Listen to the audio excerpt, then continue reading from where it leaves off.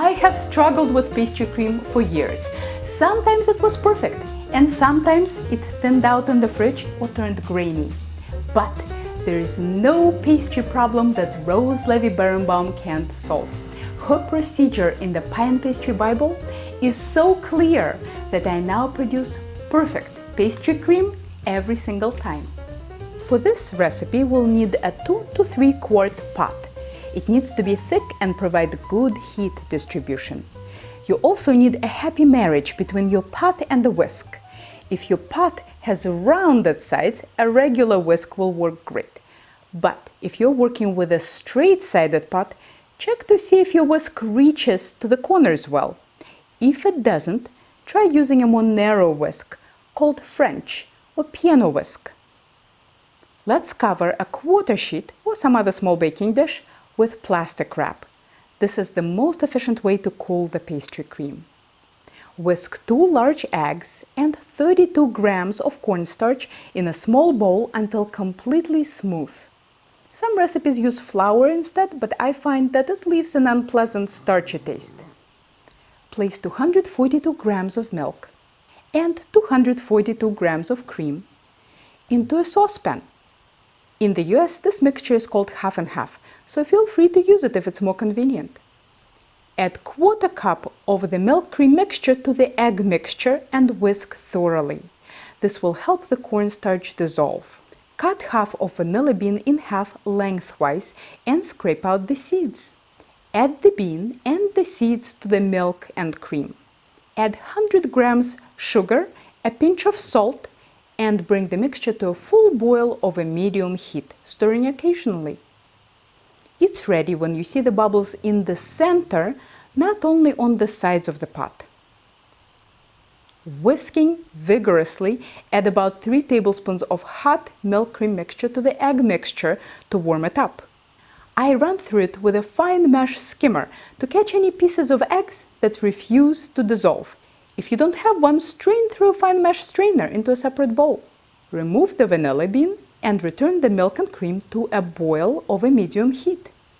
Quickly add the egg mixture to the milk cream mixture and whisk rapidly. The cornstarch will prevent the eggs from scrambling as long as you whisk constantly, so don't be scared. That was my problem with most of the other pastry cream recipes. They made a big fuss over scrambling the eggs and instructed you to slowly pour all of the milk into egg mixture.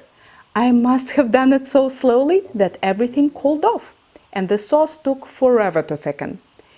During that time, it's very easy to let some of the fat ooze out, breaking the emulsion and resulting in a grainy pastry cream after everything is chilled. The sauce should thicken very quickly. As soon as the sauce thickens, you might be tempted to take it off the heat so as not to overcook the eggs. That's a classic mistake that will result in your pastry cream thinning out by the time it cools. The eggs contain an enzyme called alpha amylase that will digest and deactivate your starch. To prevent that from happening, we need to bring the cream to a full boil and cook it for 30 seconds. When you're whisking constantly, it's hard to tell when the full boil occurs. Once your cream is nice and thick, stop for a few seconds and see if the cream is burping and sputtering. If it is, cook another 30 seconds and take it off heat. Whisk in 3 tablespoons of unsalted butter, 1 tablespoon at a time. Make sure each piece is completely dissolved before adding more. I find this gives the cream a lovely flavor and thicker, creamier texture. Immediately pour the pastry cream into a plastic-lined baking sheet and spread it out into an even layer. Lay a piece of plastic wrap on the surface to prevent a skin from forming. Stirring in the cold butter cools the cream so that there are no worries about it melting the plastic wrap.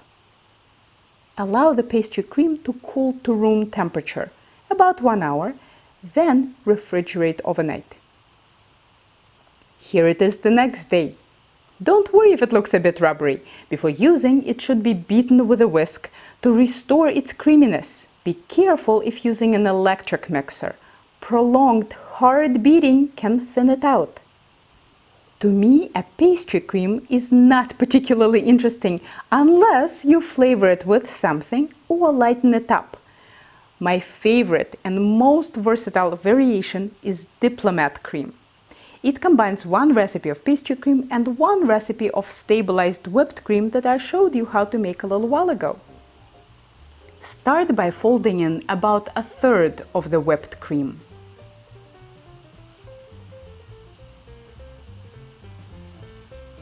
When it's completely integrated, fold in the rest.